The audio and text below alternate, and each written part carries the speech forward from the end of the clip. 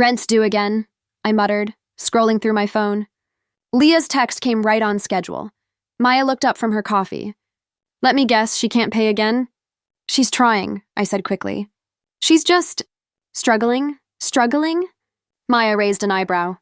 Ava, you've been paying her rent for 3 years. She's not struggling, she's comfortable, I sighed. She's my sister. After Mom and Dad died, I promised… That promise is draining you, she interrupted. You've missed every weekend trip we've planned. I looked at my worn-out shoes. It's fine. I'll make up for it next month. You've said that for 40 months, she muttered, half under her breath. My phone buzzed again. Leah, hey sis, I'm short this month. Just until next paycheck. Promise. I typed fast. Don't worry. I'll send it tonight, Maya groaned. You're too kind for your own good. It's not kindness, I said softly. It's family. That evening, Daniel called. His voice was low, calm, like always. You working late again? Yeah, I said, glancing at the stack of reports. Leah's rent came up. I need the overtime, he sighed. Ava, I love that you care, but you're burning out. When was the last time you did something for yourself? I smiled faintly. I'm doing something for myself. She's my only family left. You're missing the point, he said gently. You can love her without losing yourself. I know, I whispered, but my throat felt tight. I'll be home soon. After the call, I stared at my screen, thinking about all the times Leah had said, I'll pay you back when I get a better job. She never did. I didn't mind. I told myself she needed time. The next morning, I called Leah while walking to work. Hey, did the money go through? Yeah. You're a lifesaver. Her voice was cheerful, careless. I swear I'll make it up to you soon. You always say that, I teased. I mean it this time. The internship might make me permanent. That's great, Leah. I'm proud of you. I couldn't have done it without you, she said quickly. Really, Ava, you're the best sister ever. Her words warmed me. Just keep going, okay? I want you to stand on your own someday. Someday, she said, laughing. Not today, though. The call ended, and for a moment, I smiled. She sounded happy. That was enough for me. Later that week, Daniel and I had dinner at a small diner near my office. The place smelled like burnt toast and coffee, but it was quiet. I got you something, he said, handing me a small box. Inside was a silver bracelet. Simple, delicate. It's beautiful, I breathed. You deserve more than late nights and bills. I chuckled. Maybe one day I'll take a break. Maybe one day Leah will pay you back, he said, half joking. She will. Will she? He looked at me seriously. Or are you her safety net forever? I frowned. She's my sister, Daniel. You don't understand what that means. I understand loyalty, he said softly. But there's a line between love and blindness. The words stung more than I expected. You're being unfair, he sighed. I just don't want to see you hurt. I picked at my food in silence. He was right, but admitting that felt like betrayal. When I got home, I sat on the couch, scrolling through photos, me and Leah as kids, holding our parents' hands. Back then, I was the protective one. She cried at thunderstorms, and I'd hold her close, whispering that everything would be okay. It had to stay that way. My phone buzzed again. Leah. This time, a voice message. Hey, Ava, I might need a bit more this month. My landlord's being a jerk about late fees. I'll pay you soon, promise. Love you. Her voice was sweet, easy, too easy.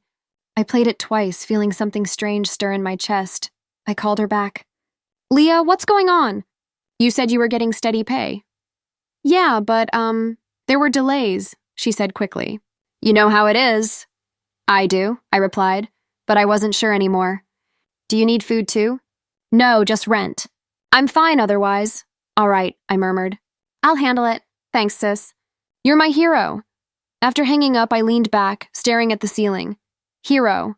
The word used to make me proud. Now it made me tired. 2 days later, Maya called while I was at work. Ava, I saw Leah's photo online. So?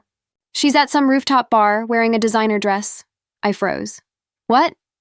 I'm sending you the picture. When it arrived, my stomach dropped. Leah laughing, a glass of champagne in her hand. The caption, work hard, play harder. Maya's voice came through again. Still struggling, huh? It could be old, I said, my voice weak. Maybe someone treated her. Ava, she said firmly. You're being played. I hung up, trembling. I wanted to call Leah to demand answers, but something stopped me. That night, I couldn't sleep. Every word she'd ever said echoed in my head. I'm broke. I'm trying. I'll pay you back. I stared at my phone until sunrise, waiting for a text that didn't come. Then it rang. Unknown number. Hello? A man's voice. Is this Ava? Leah's sister? Yes, who's this? He hesitated. You don't know me, but you should probably talk to your sister. There are things you don't know. My chest tightened. What do you mean? He paused again, then sighed. Just talk to her soon. The call ended. I sat frozen, staring at the dark screen. For the first time in 40 months, I wasn't sure if I wanted to know the truth. I stared at the bus ticket in my hand. She said she's too busy, I whispered to myself, but she'll make time when she sees me.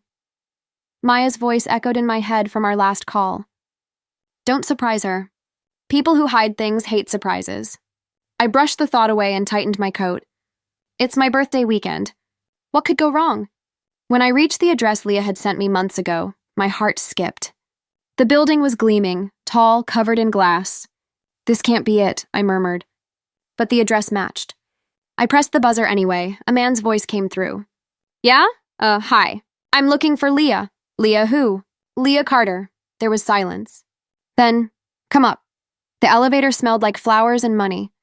My palms were sweaty by the time I reached her floor. The door opened before I could knock. A man stood there, tall, sharp-featured, wearing a black shirt that looked expensive. He froze. You're her sister, I finished. Ava! His face changed. Guilt flickered. Right. Leah didn't tell me you were coming. She doesn't know, I said, forcing a smile. Is she home? He hesitated. No, she's out. Meeting some friends, I think. I'll wait, I said quickly, trying to step inside. He blocked me for a second, then sighed. Sure, come in. The smell hit me first. Rich perfume, candles, something foreign. The living room gleamed under golden lights. Designer bags lined a white couch. On the table sat a silver tray with untouched macarons. My throat tightened. This is... her place? He nodded. Ours, technically. Ours? He rubbed his neck. I'm Ethan, her boyfriend. Boyfriend?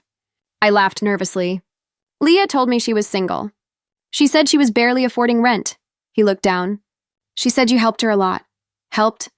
I repeated, my voice rising. I paid her rent every month. I thought she lived in some tiny studio. Ethan shifted uncomfortably. Look, I didn't know what she told you. She said you liked helping her. That you wanted her to have a chance. She lied. My hands trembled. She lied about everything. He opened his mouth, then closed it. His silence said enough. I walked slowly through the room. A framed photo caught my eye. Leah in a silk dress, champagne in hand, smiling next to him. The caption on the corner of the frame read, "To better days." She told me she couldn't even afford groceries, I whispered. Ethan exhaled heavily. I thought she told you. I assumed you knew about me. I shook my head. She told me she was too busy working 2 jobs. I skipped dinners, trips, everything, for her. He frowned. She said you didn't mind. That you owed her after your parents left. My heart dropped. Owed her? That's what she said. For a moment, all I could hear was my own heartbeat. Do you know how much I've sent her? He looked uneasy. She said you were doing fine. She never mentioned money. I laughed, a bitter shaking sound. Of course she didn't. I turned toward the kitchen. Wine bottles, imported chocolates, a blender that probably cost more than my monthly paycheck. She said she couldn't even buy coffee. Ethan followed my gaze. I'm sorry, Ava. I didn't mean for you to find out like this. I clenched my fists. You've known this whole time? I thought you knew. His voice cracked. I told her it wasn't right. But she said you'd never stop helping. She said it made you feel useful. Something inside me snapped. Useful? I whispered. I broke my back for her. I sold things, skipped meals, and she called me useful? He didn't answer. His silence was heavy, shameful. I grabbed my bag. Don't tell her I came. Ava, wait. He stepped forward. She loves you in her own way. Love doesn't look like this. My voice was shaking now. Love doesn't take and lie. He looked pained. She's scared you'll stop caring if she tells the truth. Then she never understood me at all.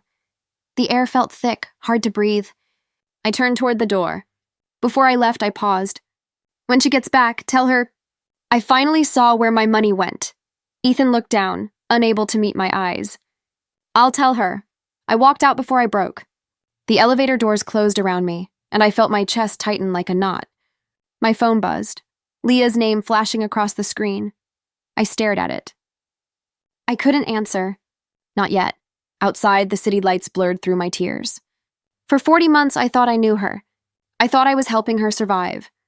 But standing in front of that building, I realized something I never wanted to admit. She didn't need saving. I did. The clock hit midnight, but sleep refused to come. My phone lay on my chest, screen glowing. No message from Daniel. No happy early birthday. Nothing. I dialed him once. Voicemail.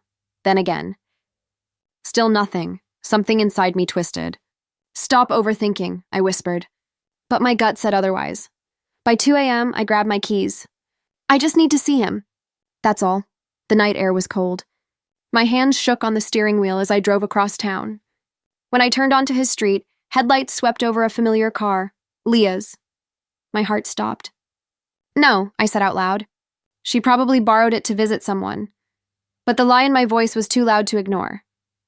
I parked, sat there for a full minute, then stepped out. Each step toward his door felt heavier. The porch light was on. Shadows flickered through the curtain. I rang once.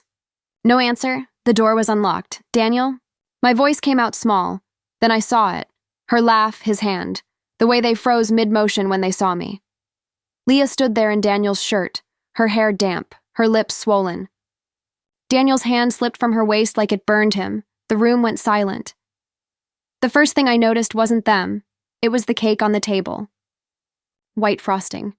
Red letters. Happy birthday, Ava. My throat closed.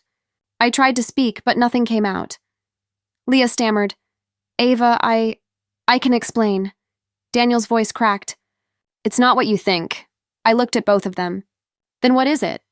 My voice was calm, too calm. Ava, please, Leah whispered, stepping closer. It just happened. Happened?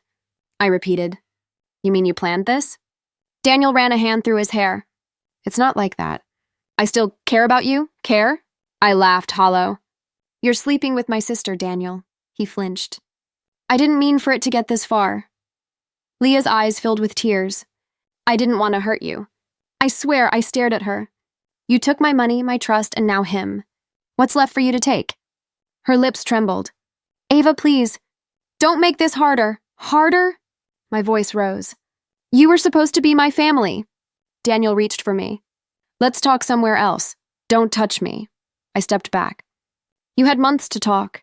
He looked desperate now. You weren't around. You were always working, always exhausted. So you found comfort in my sister? I snapped. Great excuse, Leah sobbed. I didn't mean to fall for him.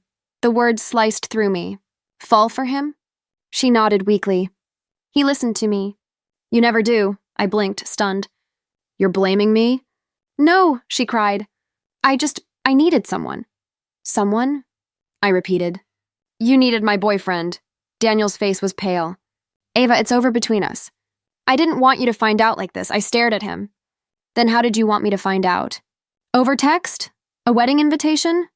Leah whispered, Please don't say things you'll regret. I turned to her slowly. The only thing I regret is trusting you. She started crying harder, her tears falling fast. I watched them emotionless. Daniel moved toward me again. Ava, don't. My voice was sharp now. I hope she was worth it. He looked away. For a moment, the silence between us felt endless. The candle flames on the cake flickered like they were mocking me. I stepped forward, staring at the words on it. Happy birthday, Ava. I almost laughed. Did you plan to surprise me together? Leah's sobs broke the air. Stop, please. I looked at her one last time. You wanted my life. Now you can have it. Then I turned for the door. Daniel's voice cracked. Ava, wait. I didn't. I walked out into the freezing air, heart pounding so loud I could barely breathe. The streetlights blurred through my tears. Behind me, the door slammed. I didn't look back. My phone buzzed in my pocket, Leah's name flashing. I stared at it until it stopped ringing. Then I tossed it into the passenger seat and drove. The city lights smeared across the windshield like streaks of blood and rain. My hands shook so badly I almost missed the turn to my street. At a red light, I caught my reflection in the rearview mirror, pale. Hollow-eyed, unfamiliar, I whispered to the empty car, "Happy birthday to me." The light turned green, but I didn't move. I just sat there, frozen, as the world went on around me, and for the first time in my life, I wished I hadn't cared so much. I sat on my bed with the lights off, phone in hand, scrolling through every message Leah had ever sent me. "Thanks again, sis. You're the best. I'll pay you back soon, promise. Couldn't do this without you." Each one looked sweet on the surface, but the words burned now. Lies. All of them. I whispered to the empty room, "Was any of it real?" The screen blurred from my tears. I kept scrolling until my thumb slipped and hit an old folder, Daniel's emails. We used to share the same laptop, and I'd never deleted his saved login. I stared at the screen. My finger hovered.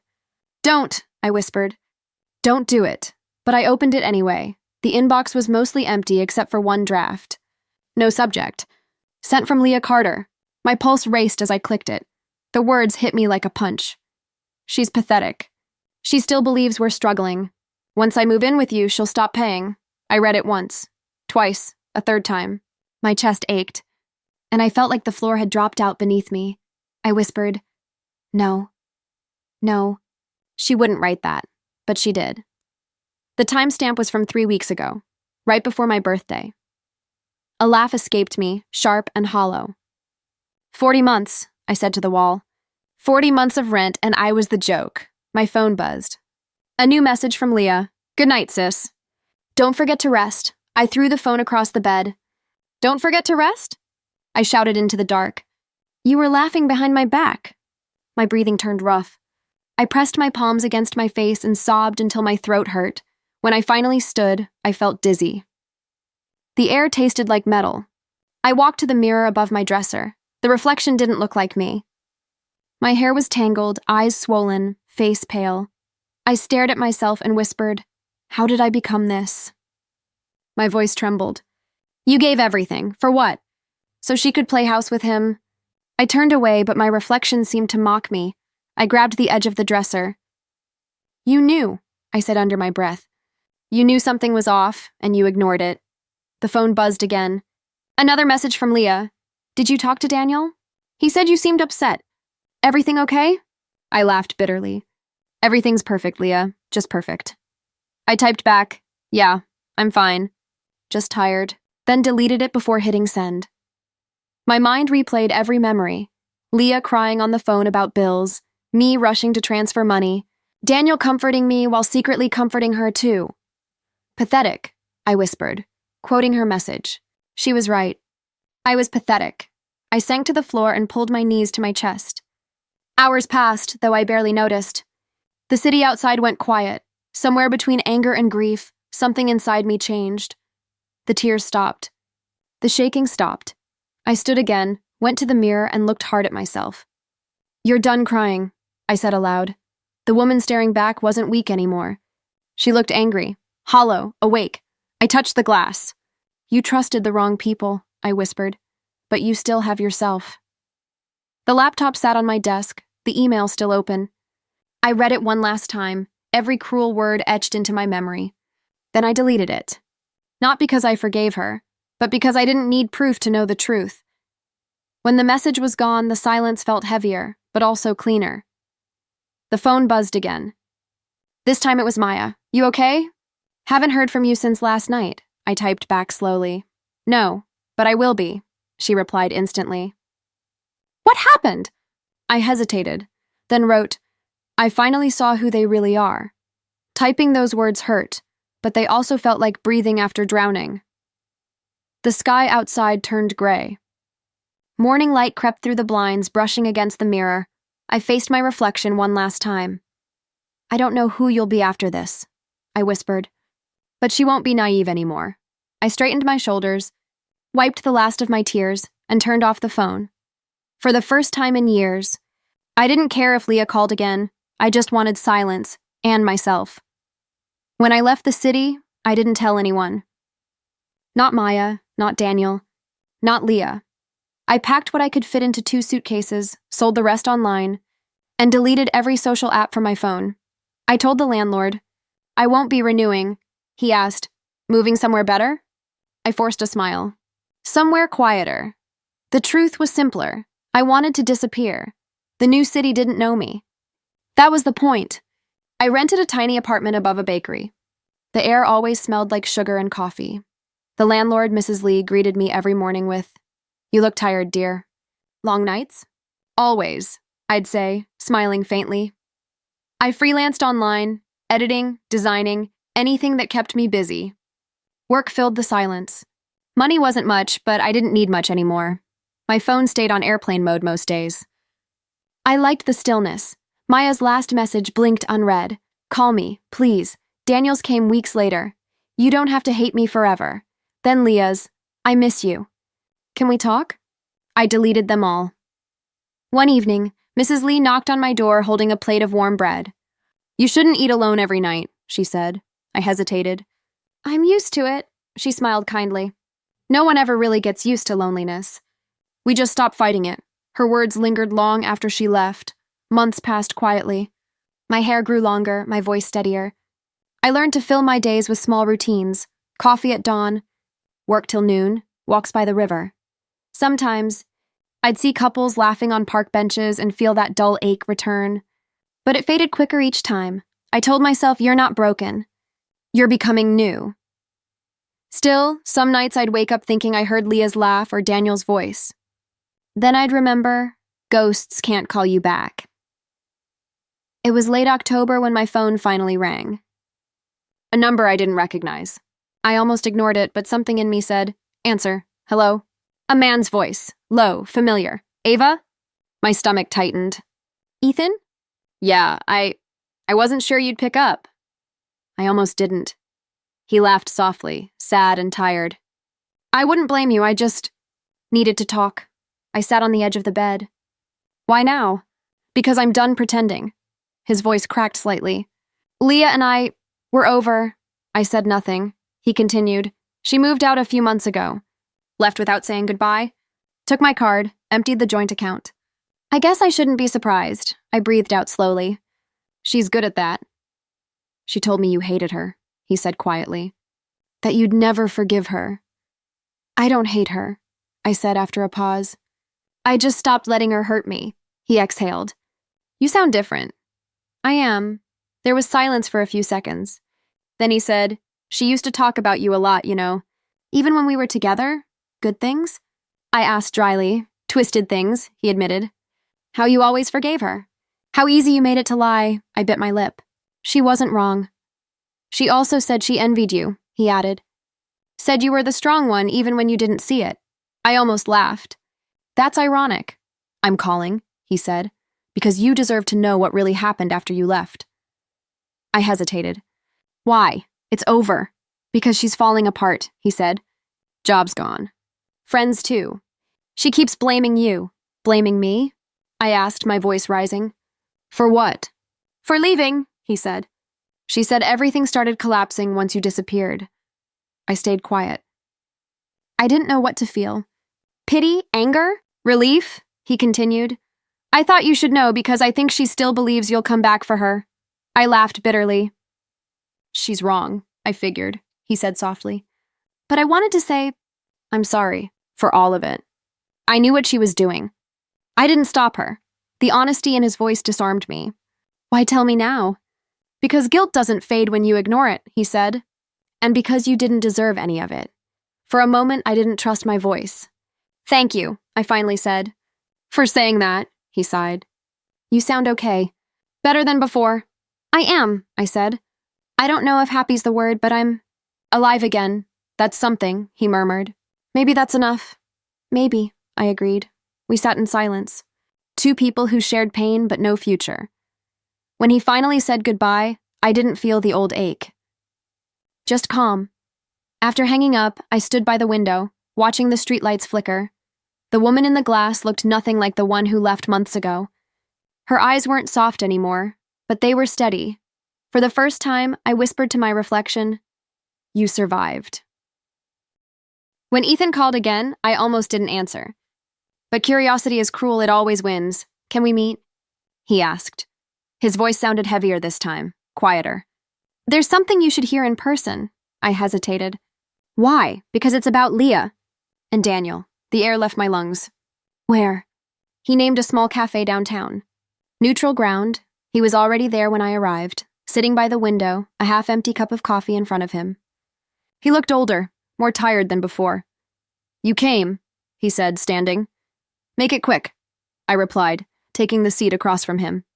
He nodded. "Fair enough." For a moment, neither of us spoke. Then he unlocked his phone and slid it toward me. "You should see this." On the screen were messages. Leah's name at the top. "Daniel, please." "I didn't mean it." "You said you loved me." "Please answer." "Don't do this to me." "I have nothing left." I scrolled, my hands trembling. "These are recent?" He nodded. "Last month. After he left her?" "Left?" I repeated. "He cheated on her too, didn't he?" Ethan looked at me, regret in his eyes. "Yeah, with her best friend. Karma moves fast, I guess." I stared at the messages again. "She begged him the same way I used to beg for honesty." He exhaled. "She's losing everything. Her job found out she forged expense reports. She got fired. Her so-called friends turned on her the second she ran out of favors." I leaned back, feeling strangely calm. "So that's how it ends." "I thought you'd be happy to hear it," he said carefully. "I'm not," I whispered. "I thought I would be. But all I feel is—" "Nothing," he nodded slowly. "That's peace, Ava. It doesn't feel like it, but it is." The coffee between us steamed faintly. For a long time, we just sat in silence. Finally, I asked, "Why are you telling me this?" "Because I needed to."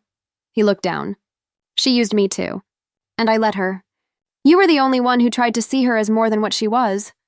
I gave a small, humorless laugh. "And she made me pay for it." Ethan rubbed his temples. "She's been calling me nonstop." I stopped answering.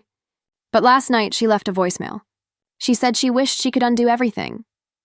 "Too late for that," I murmured. He looked at me. "You don't sound angry." "I ran out of anger months ago," I said. "There's nothing left to burn." He nodded again, almost in respect. "You're stronger than you think." "I wasn't always," I admitted. "There was a time I thought I couldn't survive without her. Without them. But silence taught me something." "What's that?" "That peace isn't loud. It's quiet. It's choosing not to answer the phone. Not to scream. Not to fight." He studied me for a moment. "You've changed." "I had to," I said simply. I looked out the window. The sky was gray, soft rain starting to fall. "Do you think she'll ever change?" Ethan sighed. "People like Leah only learn when the world stops clapping. Maybe this time it has." "Maybe," I said softly. "But she'll always find someone new to believe her." He didn't disagree. After a moment, he said, "I wanted to apologize again, for not saying something sooner." "You did what everyone does," I replied. "You looked away." "So did I." He gave a small, sad smile. "At least you stopped." We sat there in silence again, two people who had both been caught in her web. Outside, the rain grew heavier, blurring the city lights. "I don't know what you'll do now," Ethan said quietly. "But whatever it is, I hope it's for you this time." "It will be," I said. He slid his phone back into his pocket. "Then I guess that's all I needed to say." I nodded. "Thank you for telling me." He stood, hesitated, then said, "She was wrong about you, you know." I frowned. "What did she say?"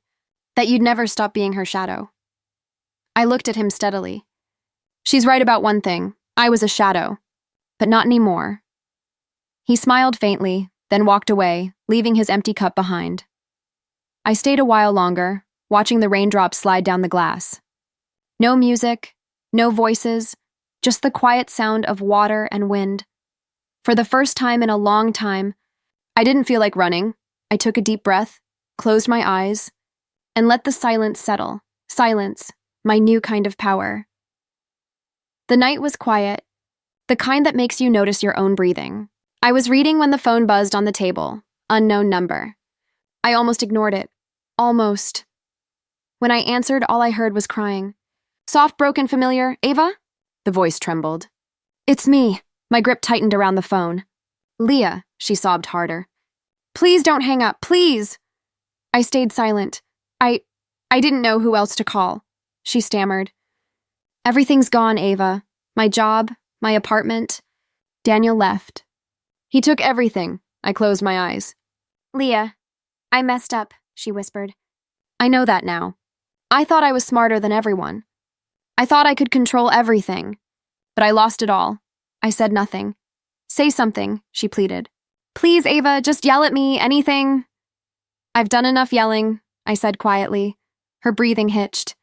You hate me. I know you do. I don't, I replied. I just stopped needing you.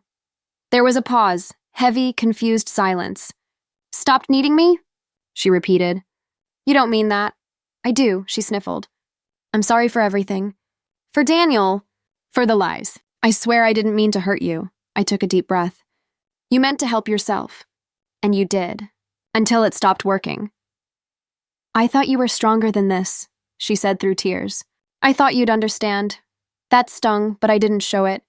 Understand what? That my sister used me for years? That you lied to my face while calling me family? I was scared, she cried. You had everything together, your job, your plans, and I had nothing. I just wanted to feel safe too. So you took mine, I said softly. She went silent. I could hear her breathing, shaky and uneven. Finally, she whispered, I can't sleep at night. I see your face every time I close my eyes. Then maybe you finally know what guilt feels like. Ava, please, she begged. I need you. I have nowhere else to go. Just one night. Let me stay, please, my heart pounded. For a second, I almost said yes. Old habits are dangerous that way, but then I remembered the messages, the betrayal, the look on her face when I caught her with him. I can't, I said. Can't or won't. Both, she started crying again. I don't deserve forgiveness, but I'm asking for it anyway. I closed my eyes, gripping the phone tighter. I forgive you, the crying stopped. You what? I forgive you, I repeated. But I can't save you again, she breathed out, a sound caught between relief and pain. So that's it? After everything, you're just going to hang up? I already did, I whispered. She went quiet.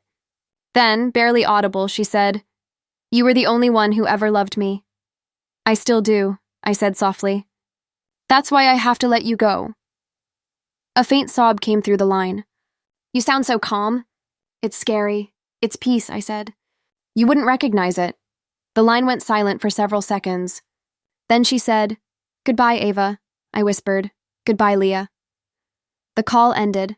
I stared at the dark screen for a long time. My hand was trembling, but not from fear. The shaking was something else. Release. I set the phone down, walked to the small drawer beside my bed, and pulled out a single white candle. The room was dim, the air still. I lit the wick, watched the flame flicker to life. For a moment, I just watched it dance. Then I whispered, Happy birthday, Ava. The words felt strange on my tongue, but real. I hadn't said them out loud in years. The flame burned steady, quiet, warm. It didn't demand, didn't take, it just existed. I thought of Leah, wherever she was, chasing her next apology, her next savior. I hoped she'd find peace one day, even if it wasn't with me. I took a deep breath and blew out the candle. Smoke curled into the air, fading slowly until nothing was left. That silence, the one after the light goes out, didn't scare me anymore. It felt like the beginning. The call came on a Sunday morning. I almost didn't answer. Is this Ava Carter? A man's voice asked. Yes. This is Officer Reynolds. I'm sorry to inform you there's been an accident. Your sister, Leah Carter. The rest blurred. My ears rang. Didn't make it, he finished. I sat down slowly. How? Single vehicle crash. No one else was hurt. We found your number listed as next of kin. My throat felt dry. Where? He gave me the name of the hospital. I wrote it down even though my hand shook. Thank you, I whispered before hanging up. The silence after was unbearable. I stared at the phone like it had betrayed me. Leah was gone. Not just gone. Dead. I whispered to the empty room. You really did leave this time. 2 days later, I stood in a small chapel that smelled like lilies and rain. The air was heavy. Everything felt muffled, like the world was whispering around me. A woman in black approached. "You're her sister?" I nodded. "She talked about you sometimes," she said softly. "Said you were the only one who really loved her." I didn't know how to respond. "She was difficult," the woman added. "But she wasn't all bad." I managed a faint smile. "None of us are." When she walked away, I moved closer to the coffin. Leah looked peaceful, almost like she was asleep. The last time I'd seen her, she'd been crying through the phone, begging me to forgive her. I had. And now there was no one left to say it to. I reached into my pocket and pulled out a folded piece of paper. My hands trembled as I opened it. "I wish you peace," I read quietly. "Wherever you are." I slipped the note inside and rested my hand on the edge of the coffin. "You were my sister," I whispered. "That will always matter." Someone behind me cleared their throat. It was Ethan. "I didn't expect to see you," I said. "I didn't expect to come," he admitted. But it felt wrong not to. We stood there for a moment, both staring at her. "She used to say we'd all end up hating her," he murmured. "She wasn't wrong," I said. He glanced at me. "Do you?" I shook my head slowly. "No, I just stopped loving her the way she wanted me to," he nodded. "She'd have liked to know you were here." "She'd have liked the attention," I said quietly. "Even in death," Ethan gave a small, broken laugh. "You always saw her clearly." "I see her now," I said, looking down. "Maybe for the first time." The pastor's voice echoed gently through the room. Words about forgiveness, release, moving forward. I barely heard them. When it was over, people began leaving in small, quiet groups. Ethan lingered near the back. As I turned to go, he said, "Ava, do you think she found peace?" I looked at the coffin one last time. "I think she finally stopped running," I said. "That's close enough." Outside, the sky was gray, but sunlight was trying to break through. I stood on the church steps, breathing in the cold air. Maya walked up beside me. "I hadn't seen her in months." "I heard," she said softly. "I'm sorry," I nodded. "Me too." "She hurt you more than anyone, but you still came," Maya said. "She was my sister," I replied simply. "And I needed to say goodbye." "Are you okay?" "I don't know," I admitted. "But I'm not angry anymore." "That's something," she said gently. We walked to the parking lot together. She squeezed my shoulder before getting into her car. "Call me when you're ready to talk." "I will," I said. When she drove away, I stayed. The churchyard was empty except for a few wilted flowers and a stray gust of wind. I whispered to the air, "Goodbye, Leah." For a moment, I thought I heard her laugh again, the way she used to when we were kids, before everything broke. But maybe it was just the wind. I turned toward the road and started walking. Each step felt lighter. That night, I sat by my window with a candle burning on the sill. The flame flickered against the glass, soft and steady.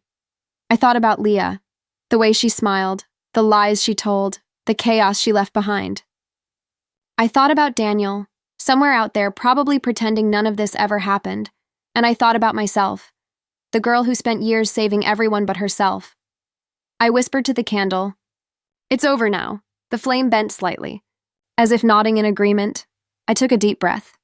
"You gave everything, Ava," I said aloud. "Now it's time to give something back, to yourself."